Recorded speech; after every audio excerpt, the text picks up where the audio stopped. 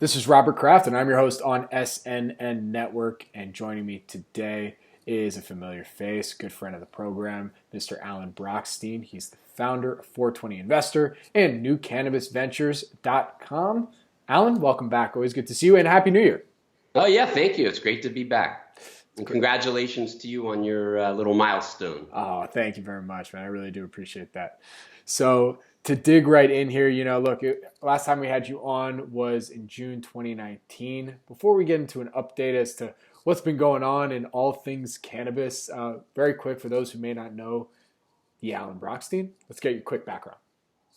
My background, yeah, sure. It seems like a very long time now, but it's been exactly 7 years since I started following the cannabis industry. Before that, I was an independent equity analyst and spent a couple of decades in institutional investment management, and stumbled into the industry in 2013 and launched later that year 420 Investor, which is a due diligence platform and community for people interested in the publicly traded stocks. And then a couple of years later, launched with my partner Joel, New Cannabis Ventures, which is covers the whole industry a little bit broader, and it's really more news and data, and not so much my opinion or analysis. Got it. All right. So like I said, we last had you on June 2019. Yeah. As those who followed the space, it was a tough year last year for cannabis investors and just the industry as a whole. Let's dive in. What happened? Yeah, so we started the year great last year, Bobby, with kind of that reflexive rally after getting crushed in Q4. Just to back up before we go forward, in Q4 there was a lot of supply, and it was too much for the market, and it came at a time when the overall stock market was imploding. So when we came in the new year, we had an unsustainable rally, and it felt that way. But I have to be honest, I didn't think it would pull back as much as it did. So when we talked in June, we hadn't quite round-tripped that first quarter where the market went up over 50%, but it was on its way. And what pushed it over was a couple of factors. First of all, continued slow rollout in Canada. That's been just a huge frustration and source of disappointment.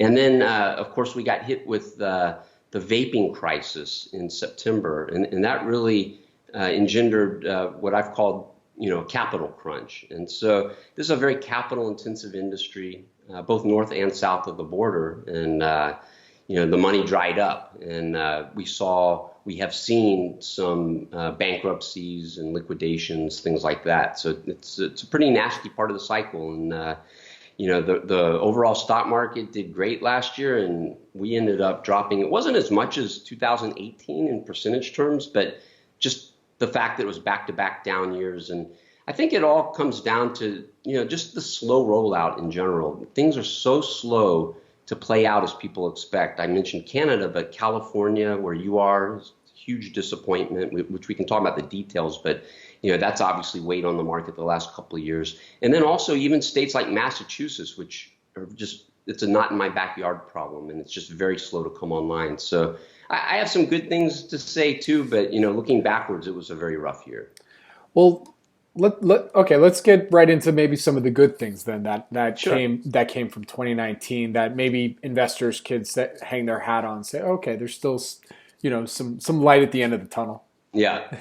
So I would say one of the things that's happened, like I said, I've been covering the space for a long time, and when I started, it was a bunch of fake companies putting out fake news, and there was no substance. And so if you fast forward, even in these challenging times, we're starting to see the emergence of some real potential contenders to be the kind of companies we're going to wish we'd have bought 10 years from now. And so, and I know you like to call out when I have a relationship. So Cresco Labs is one of the 4 companies I'll mention that I do have an advertising relationship with at New Cannabis Ventures. But they, along with Green Thumb Industries, both of those are in Chicago, Trulieve out of Florida, and Curaleaf out of Massachusetts, have hit critical mass. They have a lot of revenue.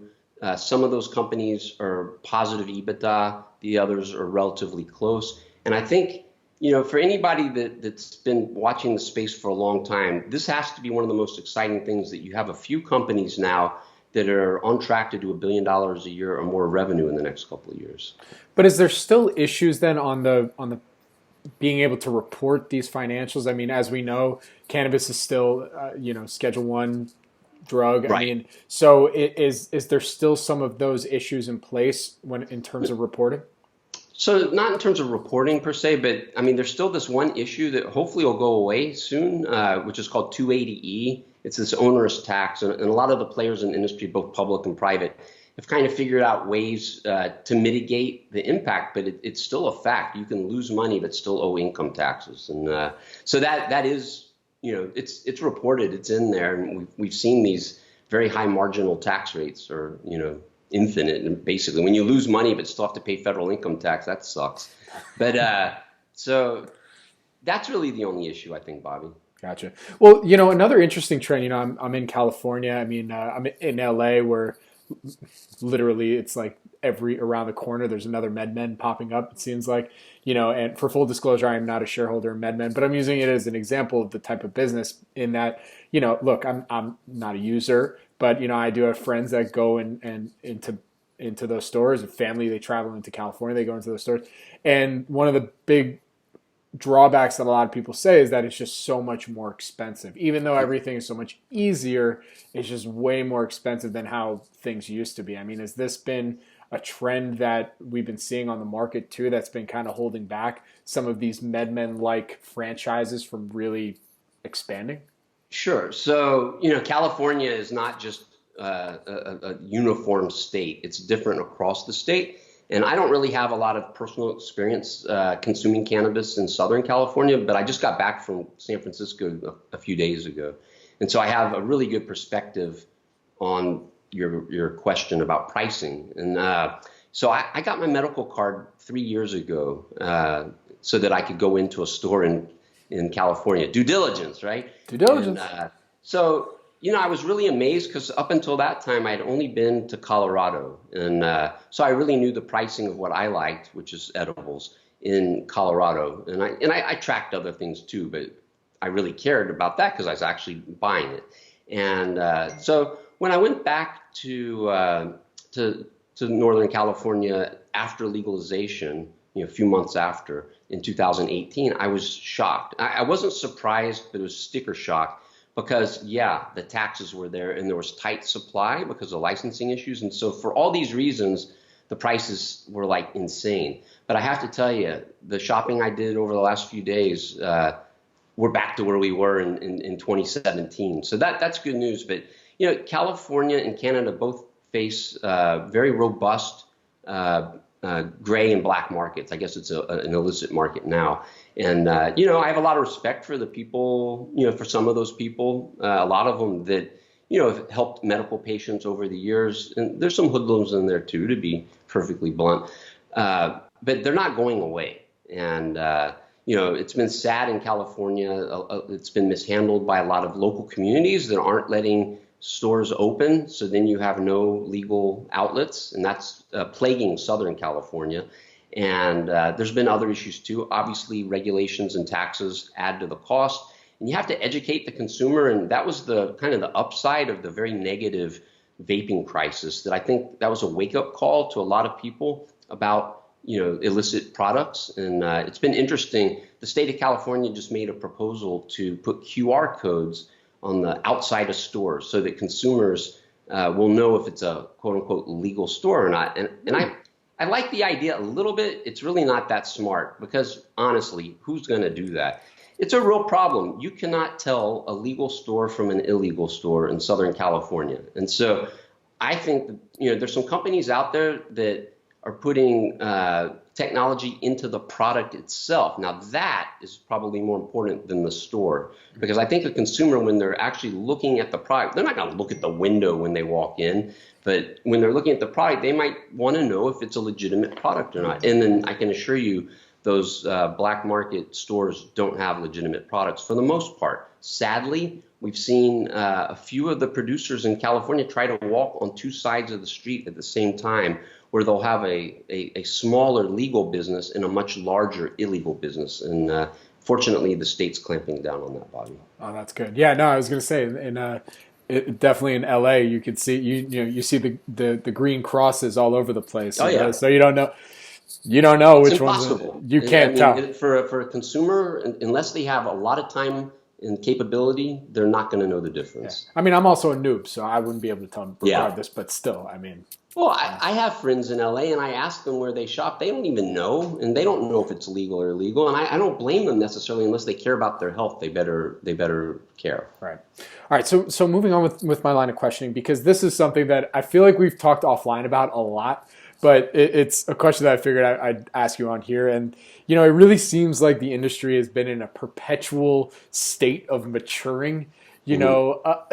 When exactly are we going to be at that point where, not that it's going to be fully mature, because obviously it's going to be way down the line, but it just seems so, as you said, it's just so slow. So, I mean, what are some inflection points that investors can look for that you can start to see signs of, path to maturity? Here we go. Yeah, it's been a much more drawn out process than I would have expected. I mean, it was my observation that a lot of the people that were running these companies were not what I would consider public company management teams. And so I think we're starting to see some of that. We've seen a huge amount of turnover.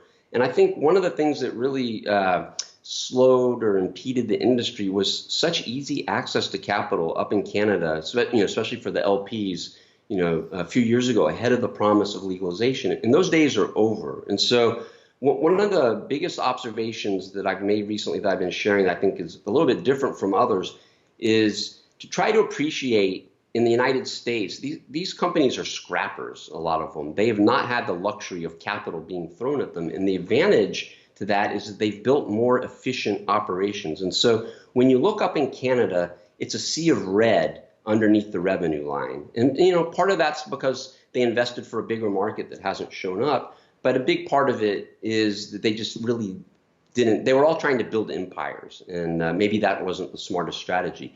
So in the United States, we're seeing, I mentioned those four, and there's others too, where the operating costs are much smaller per unit of revenue, and they're just thriftier, smarter. And so I think, as you say, this maturation process, I think it took a while because when people are throwing money at these behemoths, and it reinforces bad behavior, and those days are now over. It's a survival fight for a lot of these companies at this point. That's for sure. So another question I had to ask, because I'm sure a lot of people are thinking about this, election cycle Uh-huh. 2020,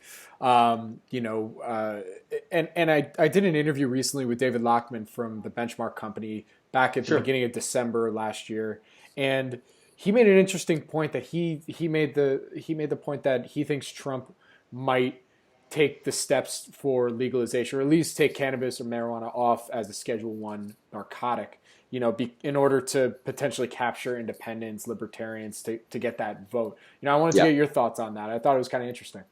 Yeah. So first of all, I've seen that, and I've seen a lot of things. People love to grasp on the optimism that's out there. So I'll say I'm going to take the other side of that. I understand the argument. I looked at Trump's budget. There were no protections for medical cannabis in there. I don't think it's an issue for him.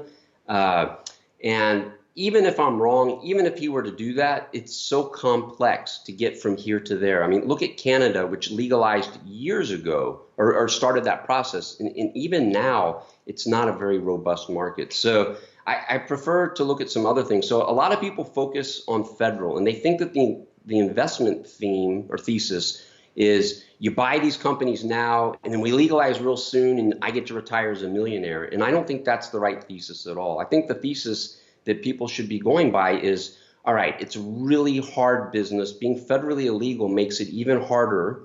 And I'm going to invest in these companies now, and they're going to build a moat. And how are they going to build that moat, Bobby? They're going to build that moat because no big public companies, like Procter and Gamble want to get into the space. So they're going to be free to build on their own while they kind of remain under the radar, unable to list on the New York Stock Exchange and NASDAQ, all these problems that they face, pay those outrageous taxes I mentioned earlier. But here's what drives it. And so I'm going to spend my time worrying less about federal. Look at what's going on at the state level.